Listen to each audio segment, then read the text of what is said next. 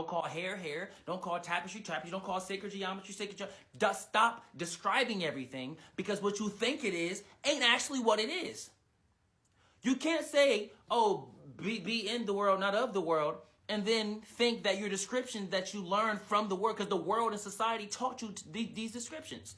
Why do you think bread is called bread? Because somebody somewhere said, hey, I'm going to call this bread, and he convinced enough people to call it bread, and then through generation, we called it bread.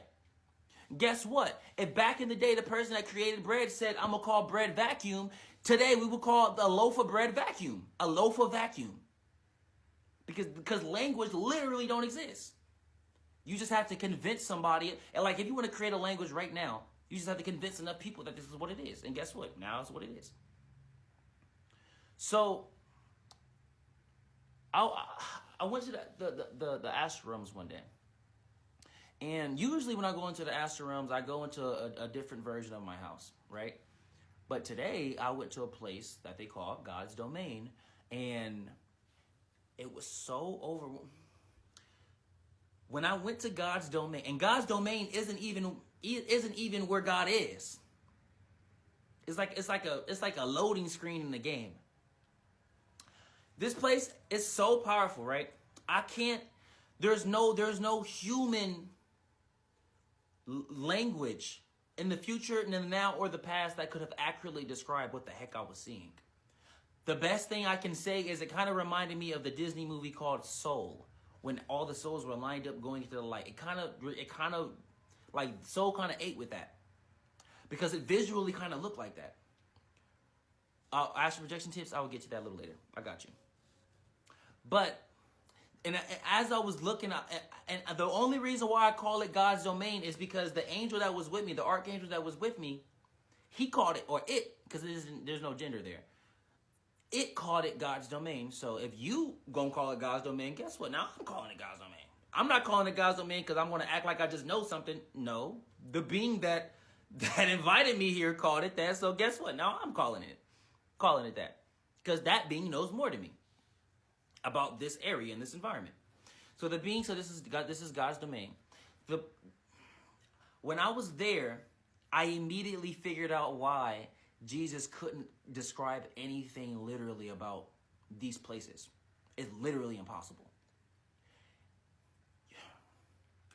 Think about right now, everybody right now, just follow me along. Everybody right now, think about the best thing that ever happened in your life, right? The best experience. I don't care if you got $100 or someone gave you some extra money, or that one gift, that one holiday. Just think about the best experience you've ever had, right? Think about the best experience you ever had. Now, just visualize that same experience, but you're in a mansion now. Visualize that exact same experience, but you're experiencing it inside of a mansion. Oh, now it becomes a little better. Okay, we're not done yet. So the best thing, let's just say the best thing that you ever experienced was like a Thanksgiving dinner, right? It was that one Thanksgiving dinner was so crazy, all the jokes and everything. Whatever your best experience was, visualize that exact same experience that you say is the best one, but just now visualize it that it happened inside of a mansion. Well, that's a little bit better, because if you're in a mansion, that means you're rich. Now take that same mansion and put that mansion inside an island that you own, right? Follow me now. So visualize that same experience you say was the best experience you ever experienced. You experienced it in a mansion. Now put that mansion inside of an island that you own. You own the island though. No, we're not done yet. Now put that island that you own with the mansion that you own with the best experience that you own on a planet that you own. Okay? You see where I'm going now, right? We ain't done yet. Now you say you own a planet, you own an island, you own a mansion, and you own a good experience. That was just amazing. It was the best one. Now put that planet that you own inside of a universe that you own. We're going to keep going. Now you see why it's impossible to explain what the heck God is? Because even all of that doesn't come close. It's not even 1%. It's not even a fraction of a percent of what it actually is, what I experienced. That was just God's domain. That was before That was before I actually talked to God. There is no human concept or experience that can literally explain it. That's why Jesus would say heaven is like. Regardless of what he said after the like, that's the metaphor. Heaven is like. He never said heaven is literally this or God is literally that. It's kind of like this. It's kind of like that. I mean, it's kind of like that. Is God like this? I mean, God kind of like that. I mean, I guess God's kind of like a parent. You can call it father. It's not gender. It's not a male or female. But I guess you can. Yeah, it's kind of like a father. It's like that. So to add more to that, right? To add more to that, it was so powerful, this place that they called God's domain, that I literally had to have an escort with me, the archangel. Because I later found out if the archangel wasn't there, the energy was so powerful, I would have just materialized inside of God's domain. This is when we insert certain stories. And the person named Bashar, you might have heard about him. Bashar actually spoke about this in one of his videos. He was saying, and when he said that, it reminded me of this. And this is how I know, at least what he said right there was the truth.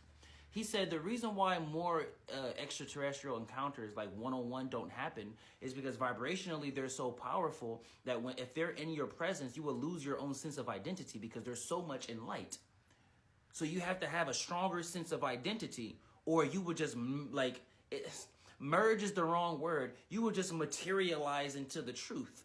But if you want to hold your intention, your identity, and all of that, you don't want that to happen because you kind of like who you are. You don't want to just be. You don't want to just be around people that just remove your identity forcefully. So this archangel was with me the entire experience to remind me. It was a reminder. Its presence was like a reminder of hold it together, because what you're going to experience next. You think this is just. What I just with the mansion, the island, the planet, and the universe, and all of that and it's still not even that, because it's still much better than all of that. The archangel was telling me like, yo, what you're about to experience, you don't even know. I was in God's domain, and then all of a sudden, I make a little decision. I spoke to a few beings, because one being wanted to go and help some souls, but we had to make a choice, and I said, I would stay. I'm going to stay. I'm going to go back to Earth. We're talking just like this because I've been astral projecting since I was 7 years old. I've been astral projecting since I was 7 years old. So when I talk, like as I'm talking to you like this is how I talk in the astral. I'm that aware. I'm that aware. So I'm talking to this one spirit because it was one of my partners, and I was like, all right, your soul, you can go help those souls. I know it's a very big mission. I would love to do it, but let me go back home to Earth and to guide everybody. Because I made that selfless decision, God intervened, the source. I'm about to blow your minds. Everybody, close your eyes right now. Everybody, just close your eyes, right? Just close your eyes. Just close your eyes. What do you see? You feel like you see nothing, but you see something, right? Isn't that like the description of kind of what we call God, right? You can open your eyes now. God is so powerful. And powerful is the wrong word. Because every word to describe God is the wrong word. All of it is the wrong word. There's no human word that can describe it. So I'm going to try my best. It's so much more than what we think. I literally had God, I would say it like this. God basically broke my perception of what reality is when I was in his presence. It literally broke my perception of reality. I had no reference of what I was perceiving. So close your eyes, you just see nothingness, but you see something. That's how it was. No, this wasn't today. This was a few months ago. When I was speaking to God, it felt like I was in the bottom of a well, but the well was the size of Earth. It felt like total blackness, but I knew that there was something behind the blackness. It felt like I passed out, but I was still awake to see me pass out. It's mind-boggling.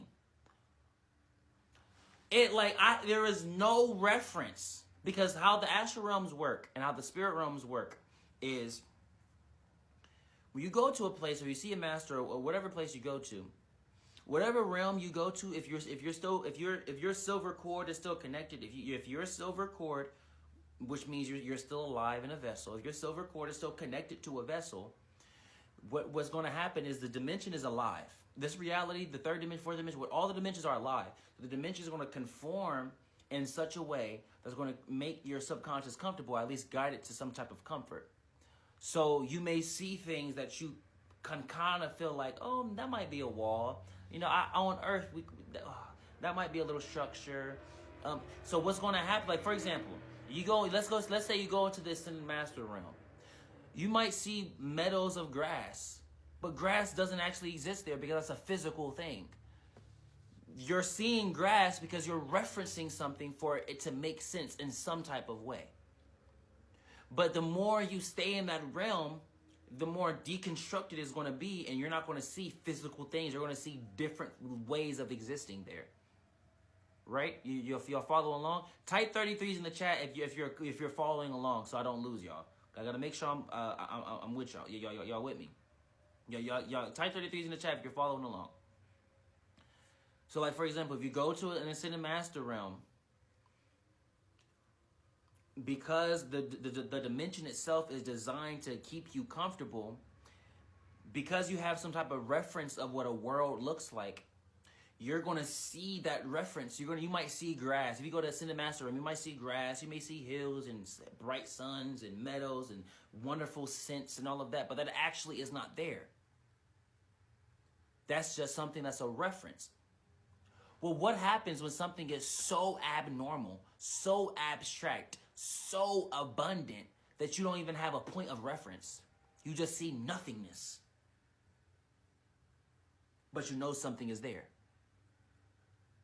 Are there other physical realities or just Earth? There isn't really physicality at all, but there's places that may feel like it if you come from a place of physicality.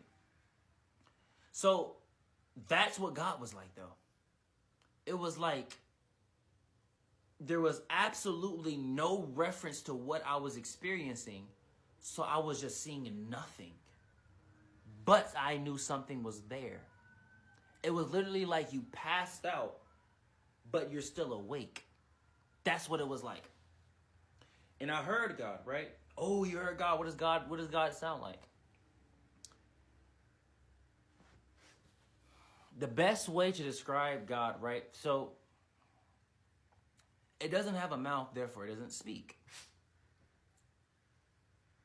It doesn't rely on verbal communications, so therefore what you're hearing isn't actually what it actually is saying.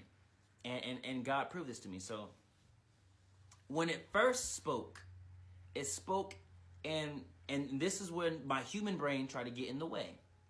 When the source, the actual source, the actual God, yes, the actual thing spoke to me. At first, it didn't speak in English. At first, my brain perceived it speaking in a language that I couldn't understand at first. But that language, the longer it was speaking in the language, it was like God was teaching me the language. I promise you, it's the way I'm describing it doesn't accurately. That's why Jesus and all these people speak in parables and concepts. But I'm trying my best. I'm trying my best to give you something here, so y'all can kind of get some type of grasp of what the heck it's like being in the presence of actually God. When it was first speaking, it's not actually sound, because it doesn't use sound to speak. Because our perception, there's no senses in the astral realms. We don't use ears to hear it. Senses don't exist entirely differently. So how a tree exists differently than a human? It literally, by definition, by science, it's as living as you are, births things and all that. You know how a tree exists differently than you, but you know it exists and is living? It's the same way in the astral realm and the spirit realms. You don't exist through your senses. So I would be a fool to say I was hearing God make a sound because it doesn't have senses to produce sound in the way that we think sound is produced. So what my brain, it's more so what my human brain was, because my human brain was like grasping for air to try to find some type of reference of what I'm seeing, because God is just that abstract. So the human brain was like, or the mind or the limiter or the vessel perspective was like, I feel like I'm hearing a sound. And the sound was like in short intervals.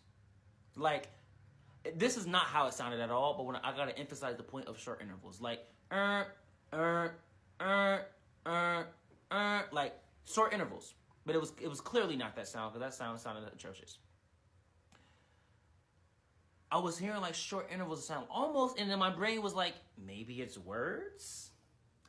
But it kept like what I assumed was speaking. And the longer it was speaking, it was like it was training me to figure out what it was saying, because all of a sudden, I was like out of nowhere. I'm hearing the sound, right? And then out of nowhere, I started hearing different languages. Like, it was like speaking every single language at once. Languages we never heard before, languages that was on earth before, languages from different start. It was speaking English, Hebrew, Chinese, Japanese, Arcturian, Syrian, Pleiadian. It was speaking every language at once. Like, every single language at once. It wasn't like oh, you don't speak English, let me say it like this. Oh, you don't speak that, no. It was every possible way you could interpret something in a form of understanding through language, I'm going to speak that way. Every language at once. So then I started listening to it, and the longer I tuned in, the longer I kept hearing it, it was, but I'm gonna tell y'all what was happening. It's not that God changed how it was speaking to me. No. That's not what happened, y'all. Because remember, in the beginning, it was like what I assumed to be a sound that I couldn't understand. No, what was happening is, from me being in the presence of God and hearing that, God activated my DNA to then interpret what was being said like a translator. So it was essentially bestowing me the ability to translate. Because, like, if you talk to an actual translator, what they're going to say is, well, the best way to say what this person said is this. So literally, God was like bestowing the translation on me. Because at first, remember, it was still the same intervals of sound. It just all of a sudden, I started to kind of understand what it was saying. And then all of a sudden, I started to get some type of reference. Like, oh, that's that language. Oh, that's that language. Oh, that's that language. Oh, that's that language. It was literally teaching me every language at once. Now it makes sense of why Jesus, in the stories, if you actually study the stories of Jesus, not just the ones in the Bible, but across the world, because he traveled the world, Jesus spoke in multiple languages. And I'm like, when that was happening to me, I'm like, that's how Jesus spoke in multiple languages. That's why they spoke in multiple. Because when you're in the presence of God so much, it's going to just kind of feel like it's making a sound, but it's going to turn you into a translator. Because you can't say God knows all, but it doesn't have the ability to speak every language. You can't call yourself a Christ if you don't have the vibration to match everybody else to deliver the truth to them. So that's why they say Jesus was speaking in every language. Whether it was literal or whether it was metaphorical, what I know is, from my experience, God turned me into a freaking translator.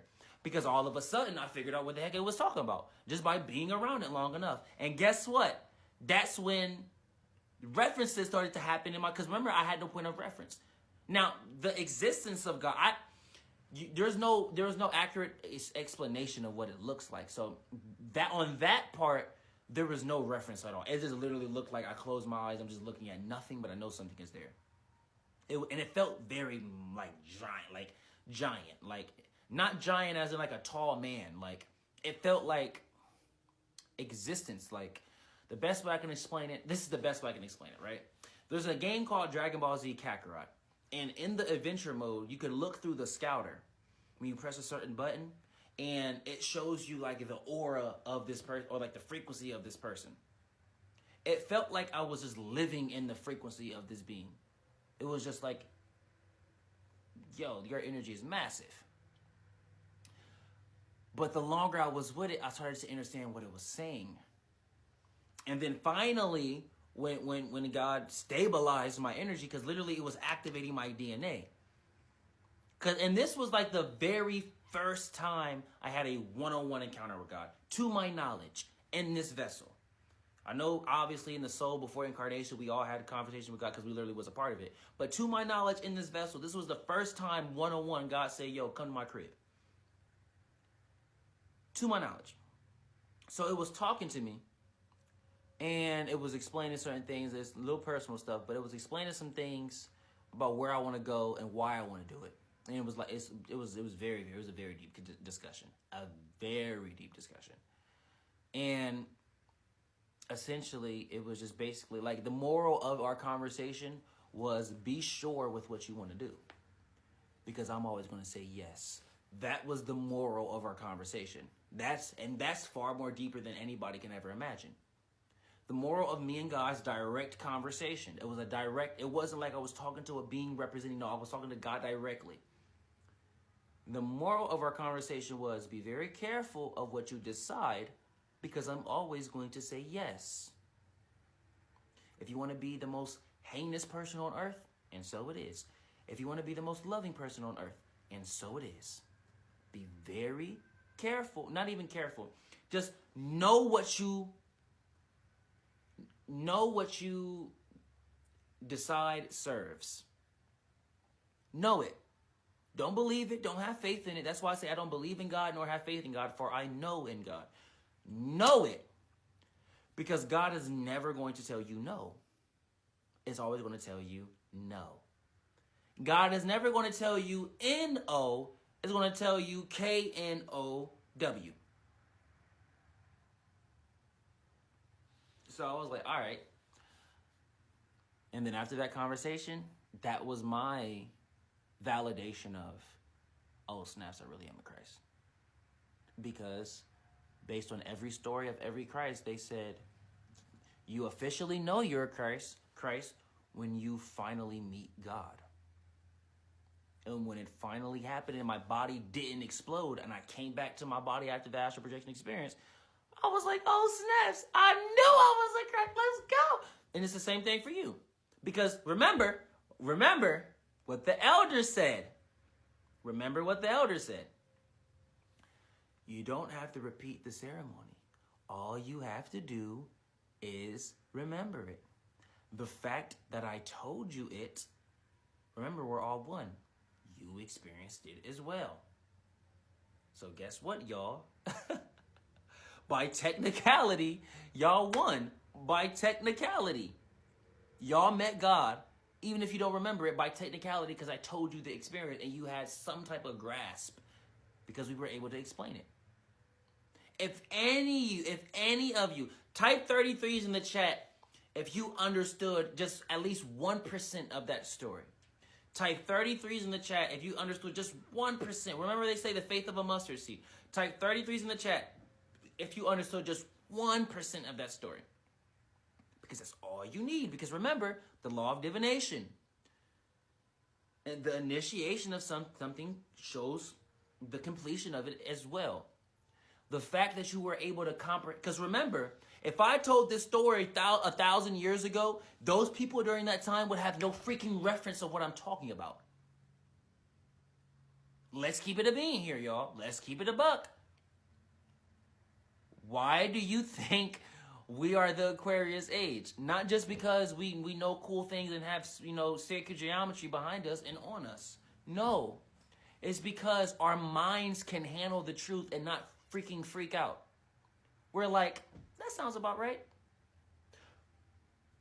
1,000 years ago, 500, maybe 100 years ago, if I told this same story, everybody would have been like, if I told this same story like 50 years ago, Everybody would have been like, but the fact that y'all even knew a piece of it, let alone all of it, lets me know who y'all are.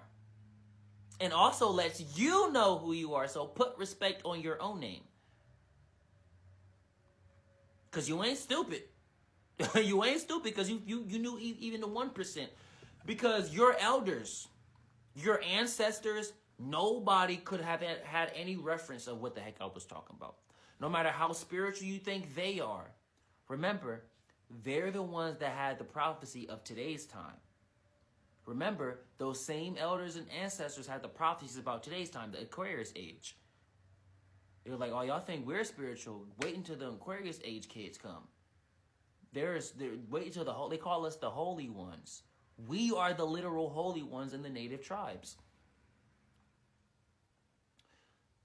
Yeah, so y'all all met God. So what we gonna do is we're gonna conclude with this. I'm gonna give you a meditation that you can all use, right? Something that I use. So I created my own mudra, okay? I work with it hand in hand.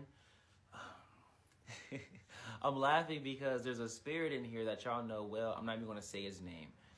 I've said it before, but right now, for intention purposes, I'm not going to say his name. I don't need y'all to get attached to the name. I don't need y'all to like the mudra because of this spirit that was with me, that created it with me.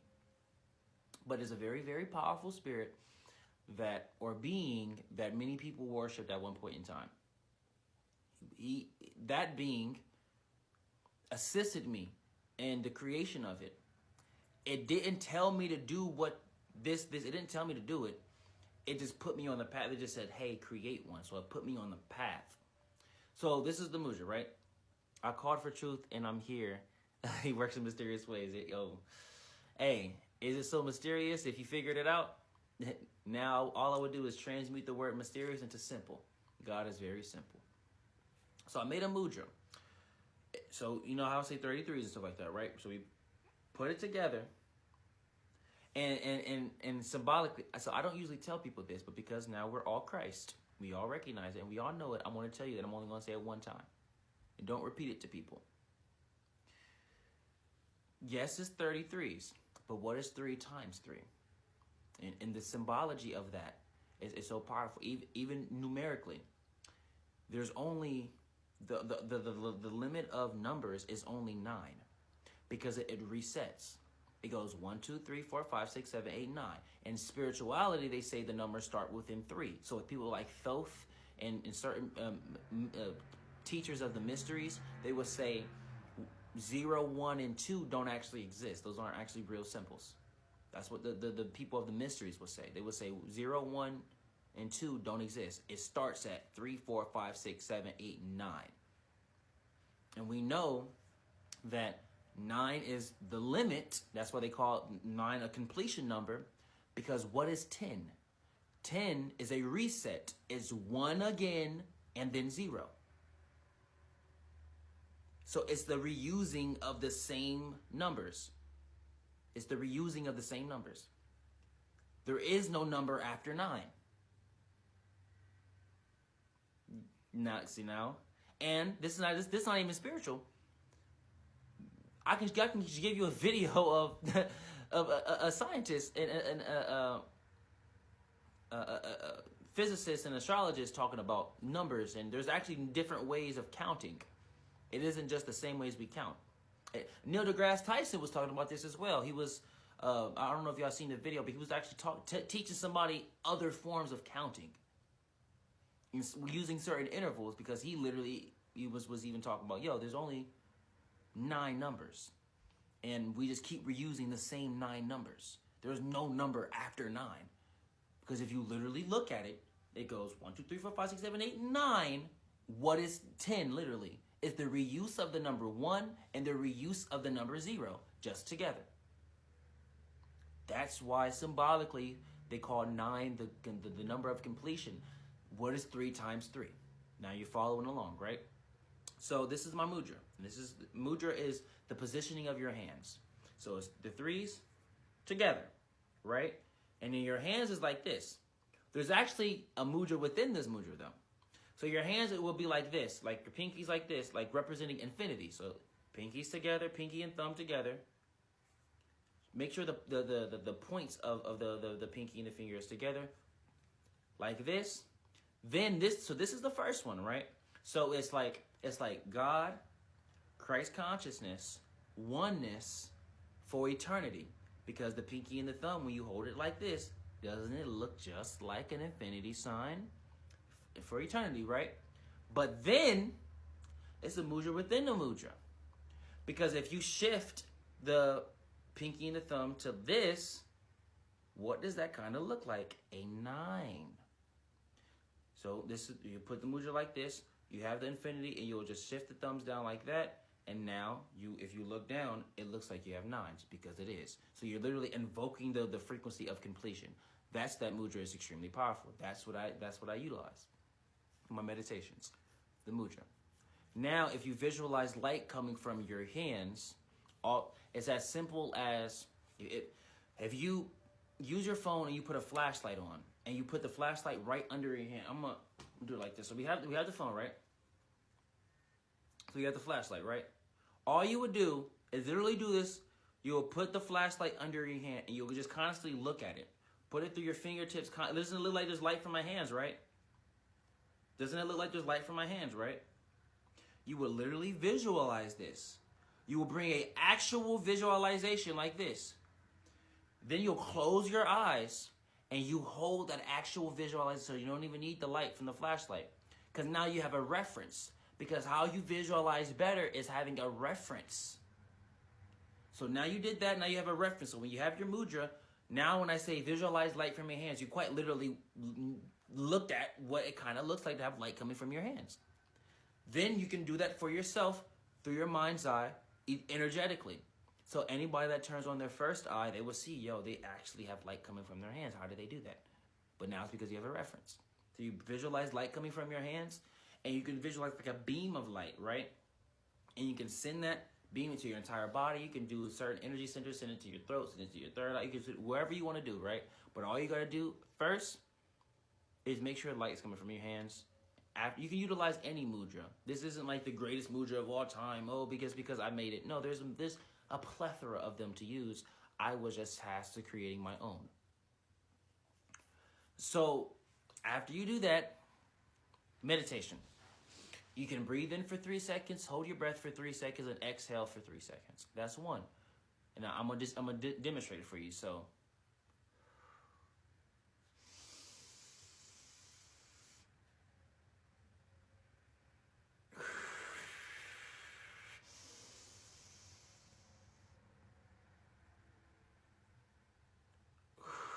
like breathe in for 3 seconds, hold your breath for 3 seconds, and then you can do it for 7 seconds. So you breathe in for 7 seconds, hold your breath for 7 seconds, exhale for 7 seconds, right? So breathe in for 7 seconds. So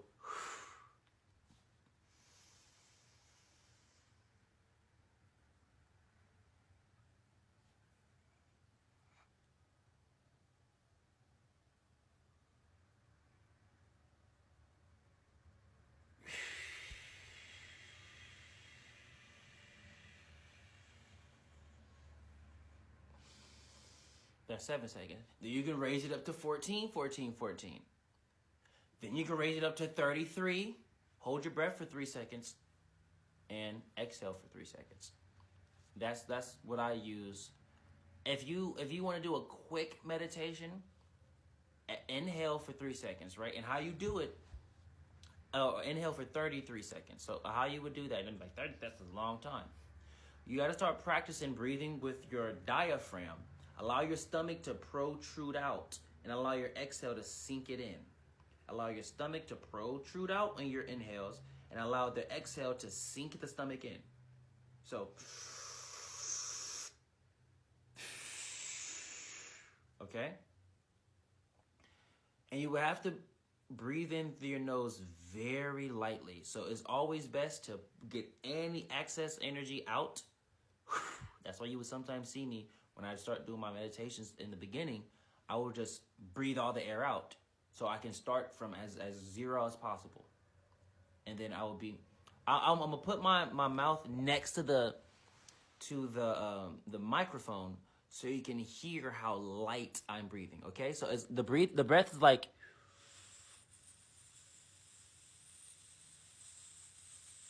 Your mouth, the hole in your mouth should be very tight and small. Like your lips should be like. You see that how small that area of that is taking in air is? It's not like, because when you do that, you take too much air in. But you're actually going to be breathing through your nose. And the reason why I showed it through your mouth, so you can get some type of reference. Remember the reference. So you're going to kind of mimic that with your nose.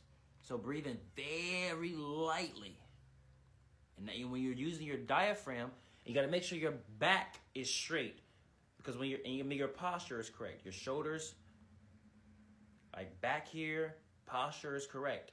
Because if your posture is not correct, you're not going to be accessing your diaphragm like you're supposed to. Oh, yes, she said she was able to do it. Yay! I love to see it. But you want to make sure your posture is always correct because that's how you get access to your diaphragm. If you're hunched over, you can't breathe with your stomach. You got to be back straight, shoulders positioned in the proper way for comfortability. Don't just, do all of this and just because you're trying to make your back straight. Get comfortable, but just don't be slouched over. And you breathe in through your nose. Let it all out.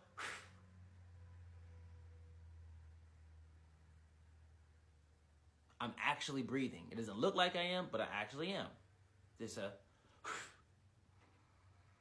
And I'm going to make a noise with my throat so you can kind of hear how slow I'm breathing. I'm going to get to the mic so you can kind of hear, okay?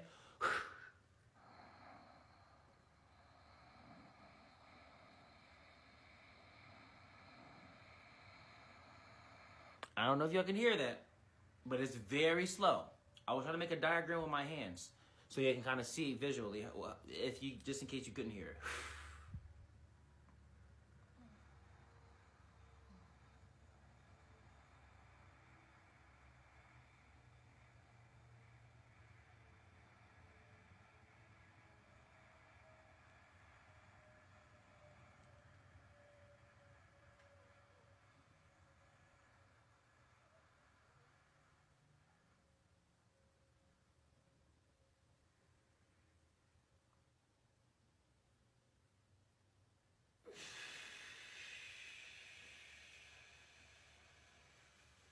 You can breathe.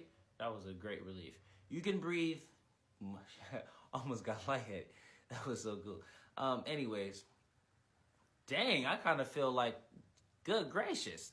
But they all just see me just freaking evolve live on camera. But if you breathe in very, very long and you start breathing diaphragmatically, it's wonderful, just like that. It almost caught me off guard. I'm like, dang, I feel much better from that deep breath. But that's how you properly breathe. Then you can do box breathing. Box breathing is breathe in for 4 seconds, hold your breath for 4 seconds, exhale for 4 seconds. These are all meditation tips, okay?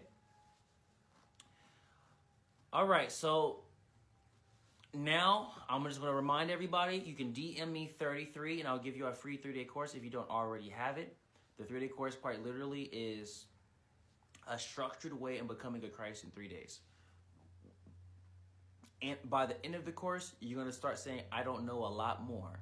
Because you don't find God until you start saying, I don't know, because there isn't any reference. That's when you know you're dealing with God. When you're like, bro, this is too much. I don't even know what's going on. I remember I had someone take the course, and he was like, yo, so much, my dreams is, lucid, and all of this is happening, and what do I do with this? I don't know what's going on. I said, that's God. Trust, transmute that trust into knowingness, hold this vibration, and so much more is going to happen in your life. You know who you are. And remember, try your absolute best to not describe the world that you're seeing. Just look at things.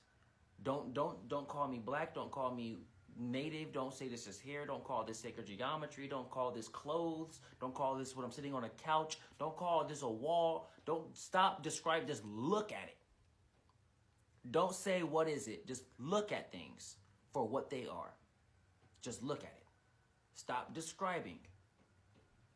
After you stop describing these things, then, and the reason why the 3-day course is important for you to have, because it tells you specific things to say in regards to, ownership, miracles, and all this stuff. Because by the end of the 3-day course, everybody is going to be able to be a miracle worker as well.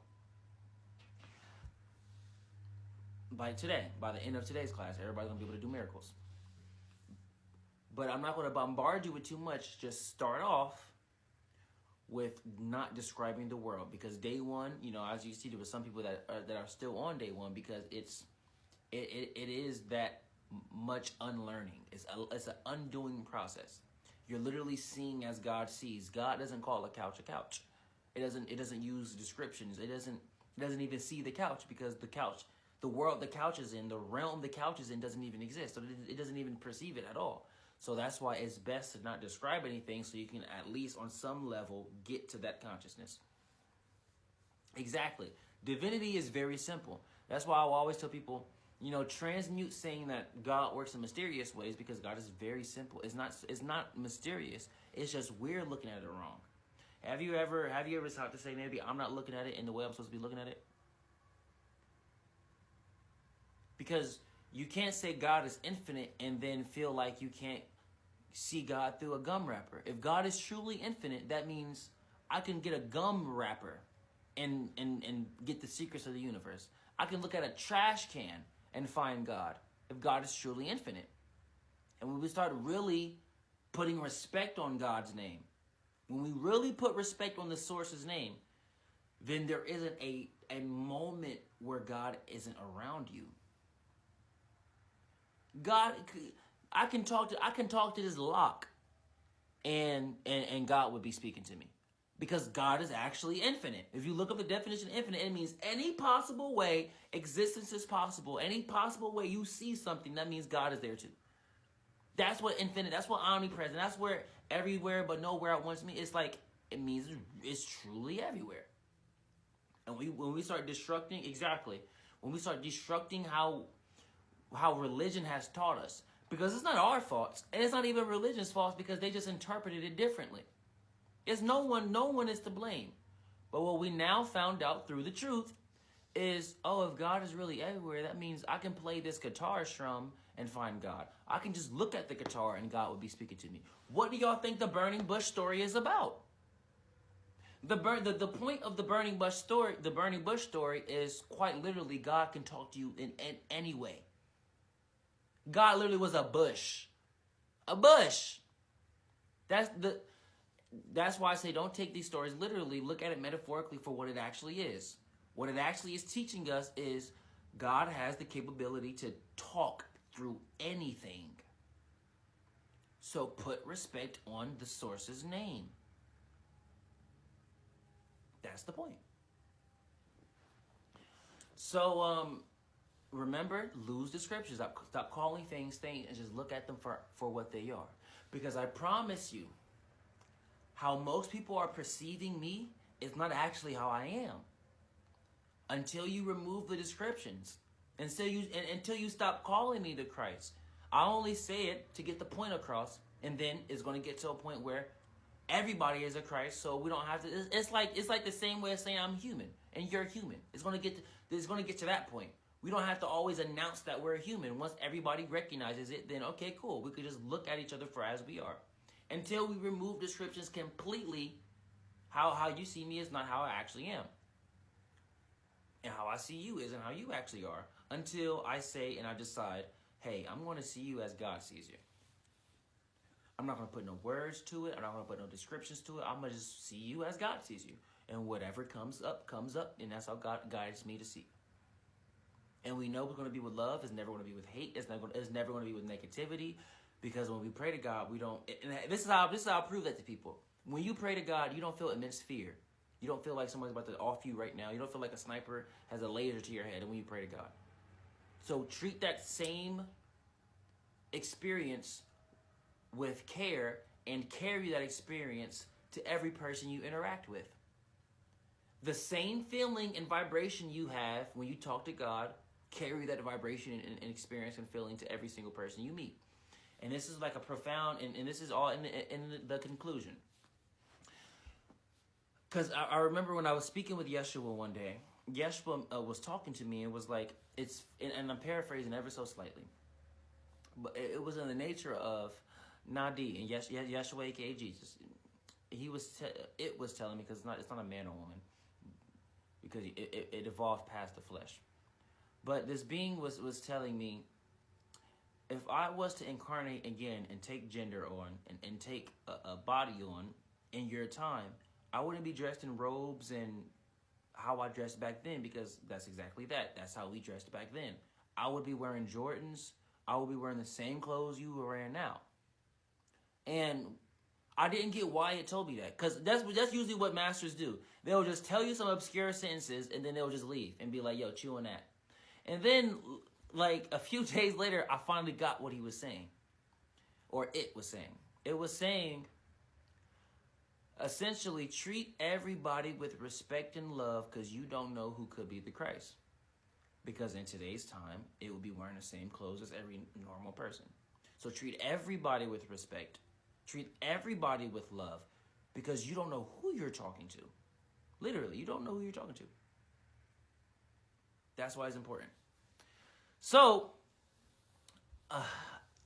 because today was so very powerful, this class was so powerful, I'm going to use my native prayer and Seek. Seek translates to Blackfoot, because I'm of the Blackfoot tribe, a medicine man. So in true native fashion, I'll say a prayer in our native tongue. But before we do, if y'all want to share how today's class went, and how the things, anything y'all want to share, y'all can. You can type it in the comments. I'm happy to read it or whatnot. How was today's class? This is my question to all of you. How'd y'all feel about today's class? It's very, very interesting. and then after we've shared, because through sharing is ownership. Through sharing is ownership. After we shared, after we exchanged our information, our frequencies, then I'll conclude with our native prayer, just like the elders taught me. So so my question to y'all is, how you feel about today's class? You can type it in the comments. I will wait. I'll give a moment of silence for y'all to type how you feel about today's class, and then we'll proceed with our native divine statement. So we got, I definitely want to get more of these lessons, very eye-opening, and you are very good with speech. Oh, we're very grateful. A fun fact, when I was a little baby, I used to stutter a lot. I used to stutter so freaking much. So it's actually just so wonderful that I finally can form a sentence. I feel wonderful, and I feel blessed to love everything. Oh, most definitely. We're very, very grateful. I used to stutter so bad. I just thought about this. That just brought back a core memory. You know, the core memories. It brought back a core memory of when I was a child.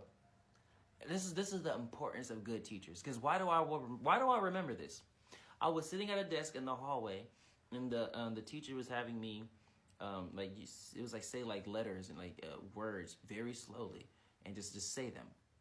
The, at, apple, this. And then bring them all together in like a sentence. The apple, that's the importance of good teachers. It's a core memory. When I said that, I just remember that day in the hallway. I was probably like, it was within first to third grade, within there. It definitely wasn't fourth grade.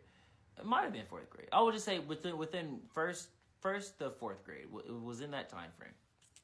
But yeah. I couldn't tell at all how wonderful you've blossomed. Oh, yes, most definitely. All right, everybody. So now, in true native fashion, we are going to use our native prayer. But let me see if I still got this. Stay with me now. Where is that at? Oh, there it is.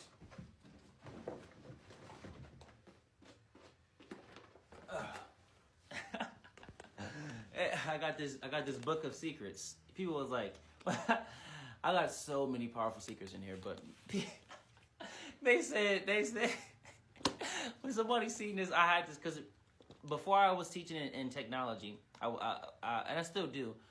I taught in physicality because I didn't even really see the value of like technology. Like a person named Jeff, he convinced me to take this to technology. So I always he will always forever have my good praises, and I will always praise his name because he convinced me to take this. And I teach on like TikTok and stuff like 8 months, on YouTube and stuff for 8 months, and then it blew up after 8 months. But I would have ceremonies like every week. And like every week and every other week, and then I know for sure, at least like twice a month, I will invite everybody in my house because that's how Yeshua did it. It could invite everybody in the home and hold a ceremony. You know, talk about God, have everybody share their experiences. I would actually do that. I would have tons of people in my house, and one of the experiences and ceremonies was so powerful. He was like, "Nadiie, you gotta take this to technology, bro. Like this is just too powerful." Because he kind of felt like, I don't know if it was like survivor's remorse or something. He was like, "Yo, this is just." I don't feel like we should just be having this. I feel like you should just give this to everybody. And it took me a few, maybe like a month or two before I actually caved in and said, fine, let me just do it. Let me take it. And then I'm so grateful because I get to talk to all you wonderful people. So thank you again, Jeff Miller. Man, when Jeff transcends and goes to the afterlife, he's going to be like, dang, my wings hella long. Who been praying for me? I got you, Jeff. But, we're going to use one of the divine statements. I'm trying to see which one I want to use.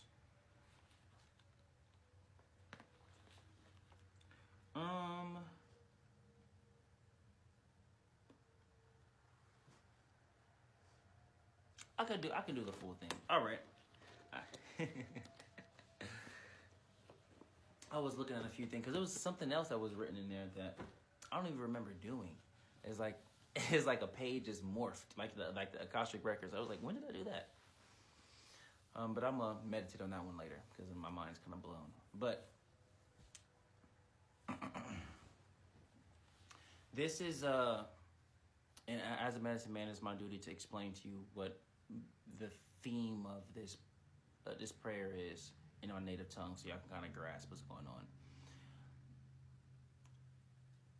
Apistasuki means creator. So basically this prayer that I'm bringing forth is a conversation. See it like as a conversation directly to God. And it's like a conversation of gratitude. We're bringing gratitude for our families, our grandfather, grandparents, ourselves. We're bringing gratitude for like trees, any being that exists, any being that doesn't exist, inanimate objects, animate objects. It's like assist us with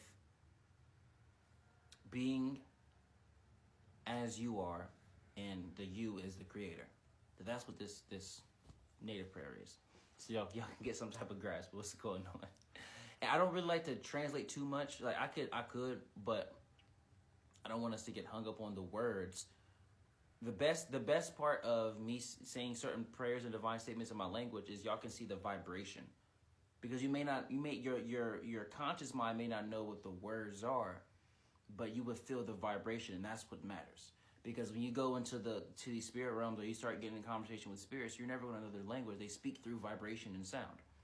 So you have to start picking up on how can I figure. Like for example, if a Chinese person come at you, you don't need to know what they're saying. If they coming at you like, you know that they're yelling at you, and you know they're probably not very happy right now.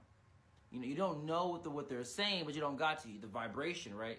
But if someone says, no, like the vibration of it is like, okay, you're a little more welcoming. I don't know what you're saying, but I feel like that I'm able to be around you and coexist with you. So the understanding vibration of our words is very important. So it's important for everybody to tune in. You can close your eyes, you can keep your eyes open, however makes you comfortable to tune in. Just really pay attention to vibrationally what's going on. Because one thing I like to do is I like to disguise my light codes with language. So when you hear it, I'm saying, like for example, Apistasuki is creator, Ispamokana means help us, and all of that. I'm saying all of these words, but there's actually a light code within it. Yeah. So I learned that from a particular master to be very, very potent and have intention. And how you do that is you know when you've done the first day of the 3-day course. So if you DM me 33 and I'll give you the 3-day course, you see the first day, like specifically description, everything. When you've done the first day enough, you find a way to use words in a way that no one really used words before. You can literally like insert a light code within the word. Like for example, the. I can say the to you and there's a light code within that word. And it's different than if a teacher just said the like in school. Like if the English teacher said the word the in school, it's much different than if I put the intention behind it and put the light code inside the word the. So when I said it, I actually visualized light coming into you. It's a whole process, but it's important for everybody to tune in. So right now, everybody take a deep breath on 3. 1, 2, 3. Hold for as long as you like. Exhale whenever you want to. Just tune in and listen to vibrationally what we're saying, and you can really understand what this native prayer is about.